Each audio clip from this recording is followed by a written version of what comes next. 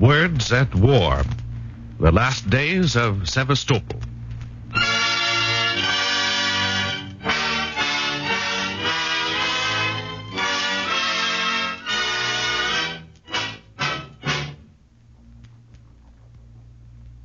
Enter. You are the chief of naval officers here? Yes? My name is Boris Voitekov. I'm a newspaper correspondent for Pravda in Moscow. Here are my documents. So? I request passage on a destroyer to Sevastopol. Sevastopol? Impossible. Visits to Sevastopol have been prohibited since yesterday. By whose order? The Admiralty's. Where's the Admiralty? At Sevastopol. Now, look here, this is senseless. I must get to Sevastopol. Can you alone do the work of 5 divisions of troops? No, of course not. Then there's nothing for you to do at Sevastopol. Now, listen to me, comrade. If you don't let me go, I shall report to the Pravda editorial office that you personally, without the sanction of the Admiralty, prevented me from describing what is happening in Sevastopol. Very well, Comrade Voitekov, if you insist. I do insist. Very well. Follow me.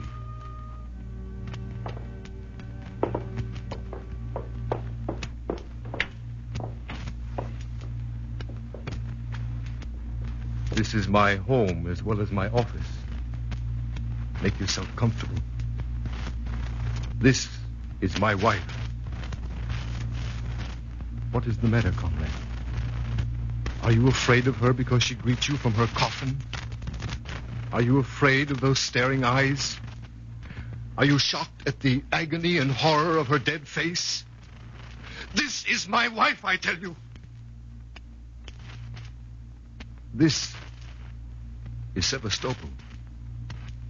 She was there. Friends sent her body to me.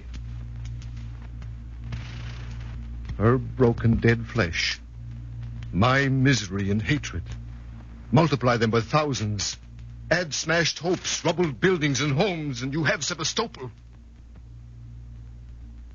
You wish to go there, Comrade Voitekov. You have my permission. Go ahead.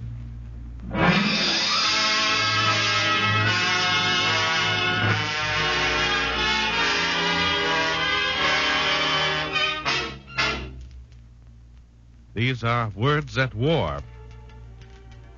Tonight, the National Broadcasting Company, in cooperation with the Council on Books in Wartime, is bringing you another in its series of radio adaptations of great books of this war. Each week at this time, we bring you selected dramatic episodes from some of the most vivid of our war-inspired literature. Tonight's story is based on the recently published book, The Last Days of Sevastopol, by Boris Voitekov, translated from the Russian by Ralph Parker and sent by cable to New York. It is the first time in history that an entire manuscript has been delivered to a publisher by cable.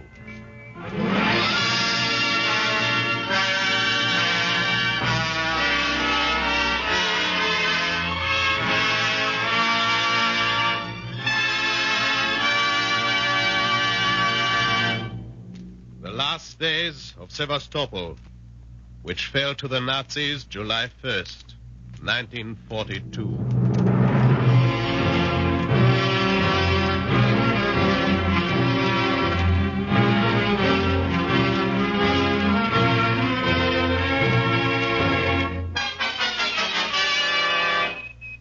To Pravda, Moscow, from Boris Voitekov, Sevastopol, June 10th, 1942. Russians, your city of Sevastopol lies bruised and bleeding. Sevastopol, your last stronghold on the Crimean Peninsula, whose 8 months of siege have already given it legendary glory, is enveloped tonight in flame and smoke. The fascist night is at its very throat. Sevastopol's days are numbered. Sevastopol's days are numbered. Sevastopol lies bruised and bleeding. Send this. I report an interruption. The telegraph operator, his face is drawn, his eyes are red from lack of sleep. Stop sending long enough to quarrel. Do you, dispute me, old man? To this extent only, my comrade. Sevastopol lies bruised and bleeding, yes. Sevastopol is not broken. Sevastopol's days are numbered, yes. But in those days you shall see, hear, and perhaps survive. Happenings which will surpass in valor, bravery, and endurance anything your imagination can now picture. I have no use for prophecies, old man, nor for imagination. My job is to report what I see and hear. Get on with your sending. High in the sky, as I send you this message, hundreds of beams from searchlights, Russian and German, cross in an air duel. A plane is caught by them. It slips and turns wildly, but in vain. Like a streaming torch belching sparks, it sweeps down through the smoke pall overhanging the darkened harbor. A long, loud explosion as it crashes far away. One wonders, is this symbolic of what lies in store for Sevastopol? Sevastopol will never be taken by the fascists. And that would be the trade school just around the corner from us. Where's my list? It is 47 minus 1 leaves 46. 46 what, old man? 46 buildings left standing in Sevastopol.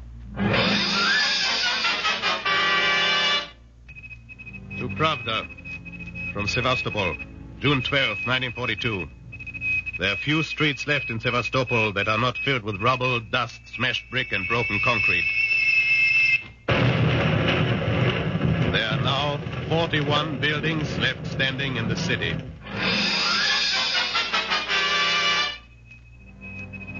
Sevastopol, June 15th, 1942. The German loudspeakers announce that this is our last day. Surrender, they say, or die. Nobody pays any attention. The Luftwaffe has divided the city into sections for bombing. They are systematic, these Germans. There are 38 buildings left standing in the city. But life goes on in Sevastopol. My little boy. My little boy. I must find them. I must. There's no little boy here, woman. No, they've taken him away on the stretcher. I'm looking for his legs. My little boy. My little boy. Life goes on in Sevastopol.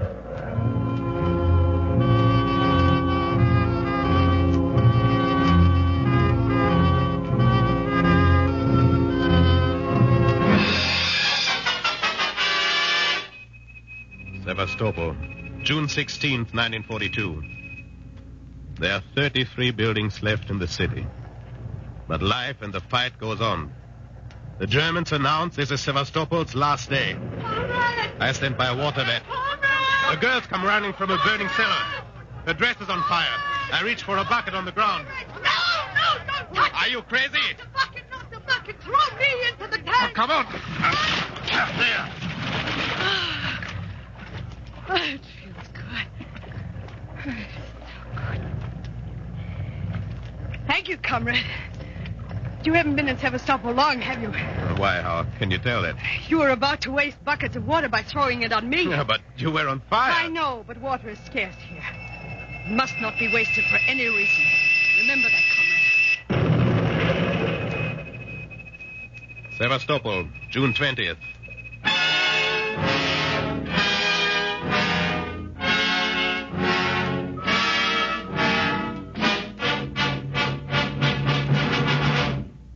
The Nazi loudspeakers boast that we can't last beyond today.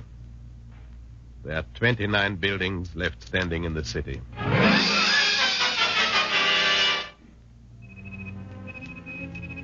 Sevastopol, June 22nd. Today I'm at the Admiralty. The Commissar is angry. Look at this paper. Look at it. Read it, I say. Citation. Well, I don't understand, Commissar. This citation says this man is a hero. Yes, they're all heroes. And it's my job to decorate them. But where am I to get the decorations? Why can't these people consult me before they do these heroic deeds? The Commissar is more than half in earnest. Now he calls in some rebellious deep-sea divers whose job it is to retrieve desperately needed material from cargo vessels sent to the bottom of the harbor by the Germans. Mark you, these men have not had more than 4 hours rest each day for 9 weeks. But the Commissar is insatiable. Well, you lazy hounds. Where are those 6 airplane engines you were supposed to bring up from that sunken ship?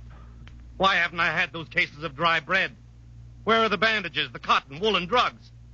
What are you doing there on the bottom? Playing chess with the dead? Yes, just that. Maybe you'd better come down below yourself. and you'll be satisfied that it's impossible to get up those motors. Yes, They're covered with piles of dead horses and cavalrymen in the hold. I just can't go there. Me neither. No, go down there yourself. Go into that cabin where if I open the door, dead bodies of children will rush toward me? No. I can't and I won't. What's the use, Comrade? Let's get on to something else. You'd let living children die for the lack of food and bandages. The divers look at each other without a word. Then their spokesman says quietly, We will go back down to that ship.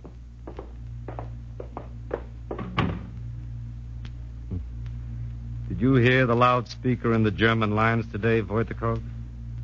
Did you hear it bellow that the spirit of resistance is dead in Sevastopol? Sevastopol, June 25th. Good news today. Ammunition was low yesterday, looked like the end. But last night some ships arrived, loaded down with several days' supply of shells and powder. But the Germans know it too. The Luftwaffe is at work. My little ones, give me faster tempo. These ships must be unloaded by morning and out of here. Otherwise, Petro, move that gang of yours. Yes, it is my friend, the Commissar. The man of many jobs and responsibilities. The man who handles tough deep-sea divers with so much diplomacy. Here in this inferno where so many hesitate, he is in his element.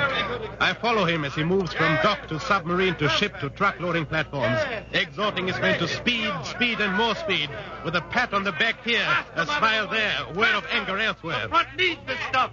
We mustn't let the front down. And they are not letting it down. But the price is high. The methods must be ruthless. Commissar! Come quick! What is it, Petro? It's Ivan, the leader of the convicts who are part of my gang. He's refused to work any longer and has threatened the others if they continue unloading. Oh, so little Ivan did that, did he? Let us reason with him. Come on, why work? Why worry?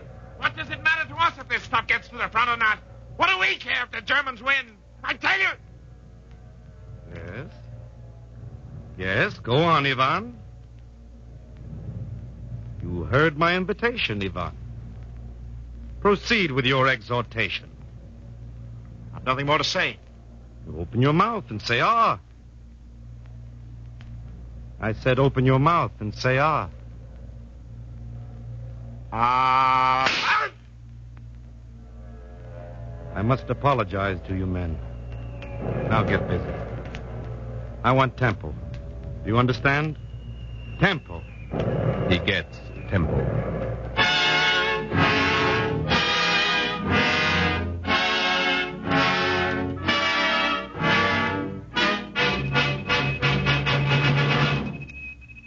Sevastopol, June 26. Today there is a lull. Only the Nazi loudspeakers break the unaccustomed silence to tell us we're beaten. That tomorrow they will be in the city. Last night the Luftwaffe came again. Today the number of standing buildings is 13. And now there is a hush over Sevastopol. The day is dazzlingly bright and hot. I sit on the beach to rest. Here. Set him here, Gregory. Good. It is well for him to sit in the sun. His hands and feet will heal more quickly. It is 2 Marines. They carry a boy of 9 or 10. The boy's hair is gray, almost white.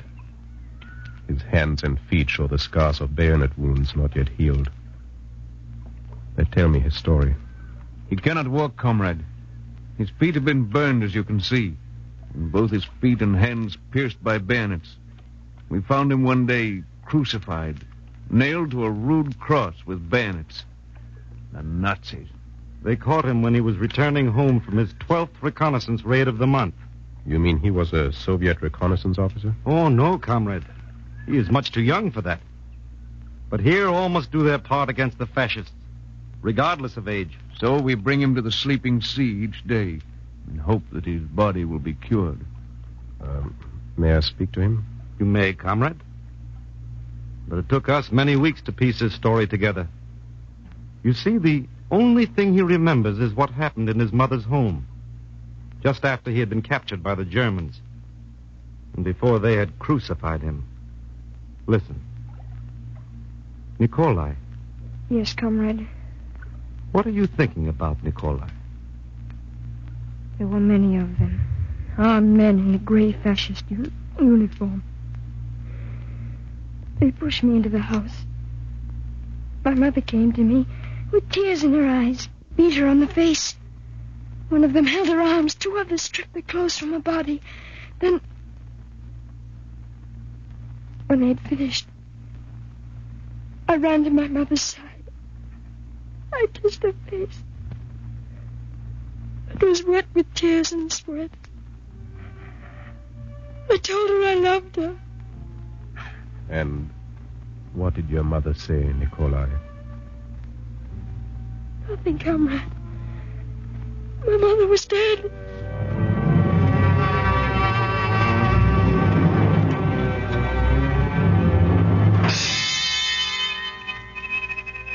Sevastopol, June 29th. Listen to me, Russians. At the battlefront at the city limits of Sevastopol, the German loudspeaker is working again. This is a German soldier speaking to you people of Sevastopol. A man who believes in the same things you believe in. A man who loves honor and peace as you do. But do not laugh, Russians. I can promise you that if you surrender, the Fuhrer will give each of you a piece of land and a tractor. Surrender, people of Sevastopol. Germany always treats her enemies with honor and consideration. Too bad little Nikolai is too far to the rear to hear that. For the last time, men of Sevastopol, surrender or die. If you refuse, we resume firing. What is your answer? Yes or no? No!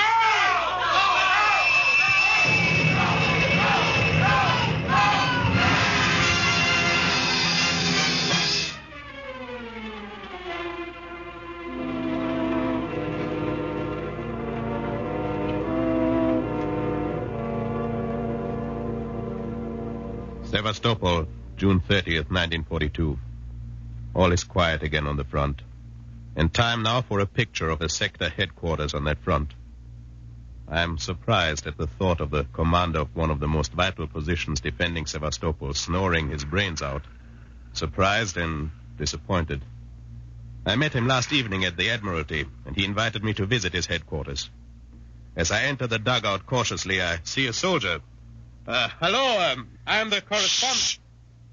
Oh, I am the correspondent the chief was expecting. Yes, you must wait. The chief is sleeping. Sit by the door over there. I sit by the door and watch a strange tableau. A military doctor addresses a soldier who is just getting down from a truck. Hello there, beautiful. If you're doing nothing tonight, maybe we can find a nice spot to be together. Are you talking to me, Captain? Of course I am. You're a woman, aren't you? Even though you are dirty enough to be a soldier. I am a soldier. If I'd been only a woman, I wouldn't have said a word to you. Oh, is that so? Why then, since you are in soldier's uniform, have you no cap?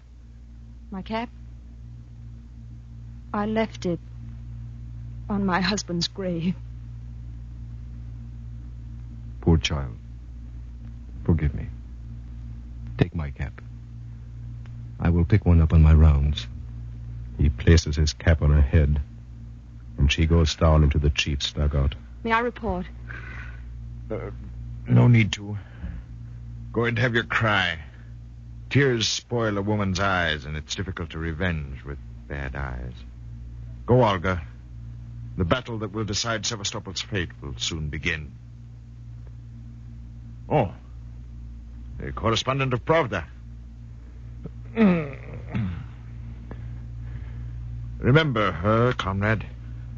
A sapper. She lays mines. Before the war, she was a concert pianist. Thousands of Germans have been killed by the minefields she has laid.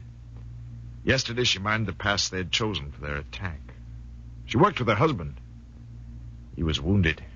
She dragged him out of danger, killing 15 Germans on the way. But he died. She dug a grave for her husband and buried him. Thought to write a story about it. No, you'd better not. People wouldn't believe it. Excuse me. Does it not snow beautifully, comrade? It does, beautifully, and quickly. Is that you talking? Should not be killed? It is, Comrade Commander. Is it time to wake the Germans up? There is 40 minutes yet. All right. Give this Comrade tea. Give him my portion. Your portion, Comrade Commander. Here you are, Comrade. What sort of name is that? Should not be killed. Well, you see, when I entered his service, I was very much afraid. In battle, I would hide. He asked me why. I said, Comrade Commander, one should not be killed. And though I've gotten over my fear, he still calls me should not be killed. You wonder why he sleeps.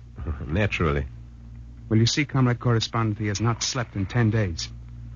Yesterday they attacked 18 times, and we only just pulled through. They haven't many ideas, those Germans, but they keep on pushing, one must admit. Oh, they're ahead of time. Better wake up, Comrade Commander. The fascists are becoming impatient, and the telephones will start ringing any minute. All right, should not be killed. When we've destroyed all the fascists in the world, then I shall get a good sleep. Get some men in here to answer these phones. Hello? Stern? What? 40 tanks approaching. Why are you sitting there so calmly, then? You want reinforcements? Don't you know I haven't got any? Don't you know you are my reinforcements? Take note. 40 German tanks divided by a cool-headed 2 and halved again by common sense gives you 10 tanks. So what are you worrying about? Destroy them, Major. Destroy them. Hello? You're pounding the enemy.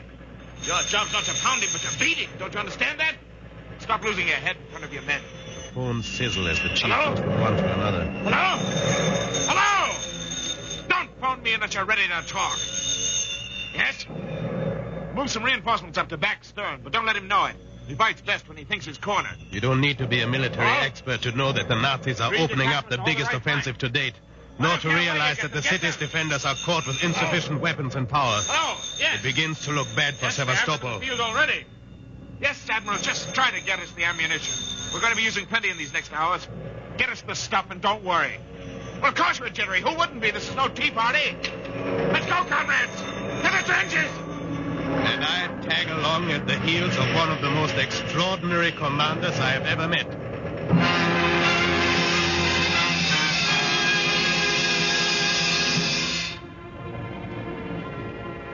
The final battle for Sevastopol is about to begin, as soon as the artillery duel is over.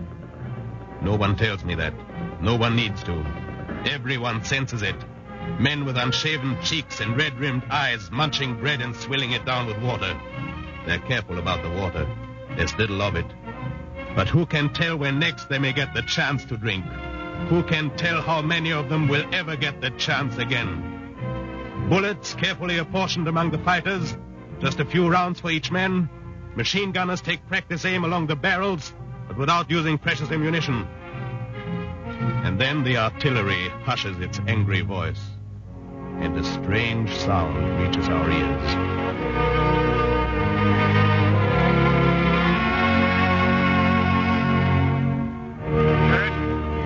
Yes, Chief, but what is that? It's the Romanians praying. Very helpful to us. We know that as soon as they've finished, the Axis attack will begin.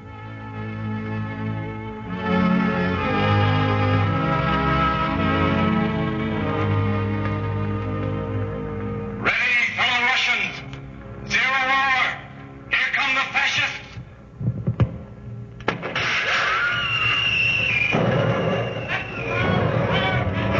The battle has begun. The tanks are coming out from the left side of the valley. I can see running figures following them. Germans. Half-naked Germans. They act as though they're drunk. Butts of their Tommy guns pressed against their sweating bodies. Only the officers are in full uniform. All have cotton in their nostrils because of the stench of corpses. The enemy advances in solid waves. Quicker and quicker their tanks come on. Fire all calibers. The Russian chief at his phones takes it in at a glance. Armor breakers to advance. 5th unit to separate German infantry from tanks. Machine gun fire to be held. Fire, men. The big rifles open up now at the chief's orders. The armor breakers advance. Everything is enveloped in smoke. Nothing is visible. The German tanks break through, and several of our batteries have been silenced by direct hits. Now our machine guns open up, but the Germans advance behind their armor. The men are piling up like lava against our positions. Thousands of men cursing and praying as their weird rifle butts against human groins, ripped bodies with cold bayonets. Now, low overhead, the Luftwaffe comes into play, strafing the life out of Russian patriots. Our planes are outnumbered 8 or 9 to 1. The Nazi planes operate almost unpunished. Off to the right, the chief and his staff desperately bark orders. Beyond them, still further, an indescribable hand-to-hand battle. The German long-range artillery and monster mortars are now in action. Ours are knocked out by the Luftwaffe. Night has long since fallen, but night cannot wipe away the smell of fresh spilled blood. Night cannot cover the cries of anguish and pain that rise from the wounded. Night only makes more horrible the pools of gore which everywhere beset one's path. Sector by sector, the dive bombers plaster us. The enemy's infantry and tanks extend their menacing concentration. Everything indicates the imminence of a breakthrough.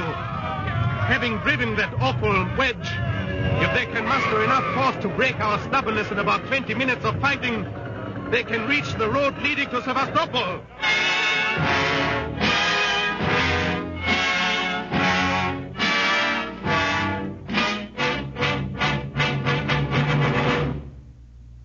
We have held them, Comrade Correspondent.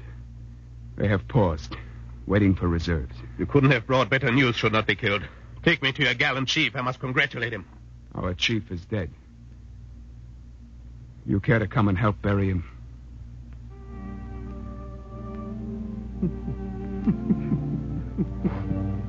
Beside a smashed gun lies the commander, enjoying at last the long sleep he had so much desired. There is blood on him. His men kneel beside him. Some of them cry. Then they carry him to his dugout.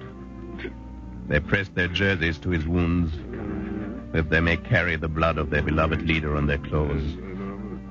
Then, should not be killed, places his cap on his chief's breast and says, "Give what you can, men. We will pay for a tank as a memorial. You understand?" There is not a dry eye in the place. And then the commander snores and wakes up and says, What the devil? Payday already? Get their surgeon and the major, quickly!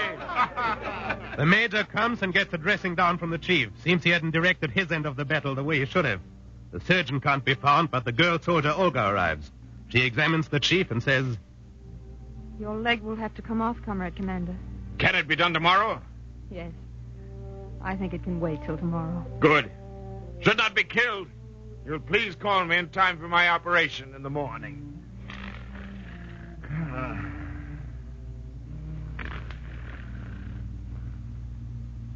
In the morning, the commander loses his leg. A member of the military Soviet arrives and bestows not a tongue-lashing but a decoration on the major. And the Germans resume their attacks on doomed Sevastopol. There is not one building left standing in the city. It is July 1st, 1942.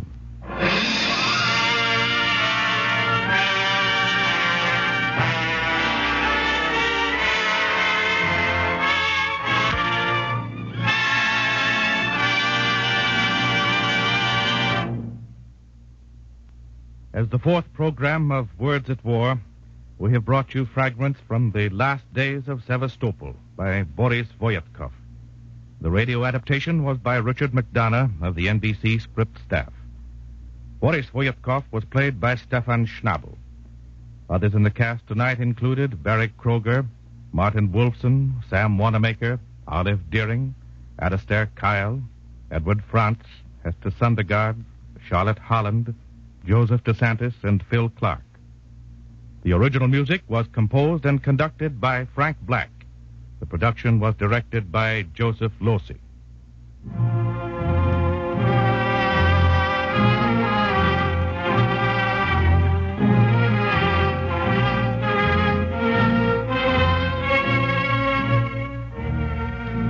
Next week, you will hear The Ship, adapted from the novel by C.S. Forrester.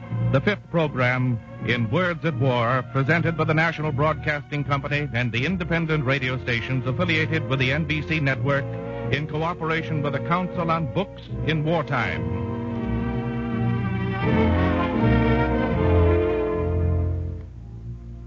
This program came to you from New York.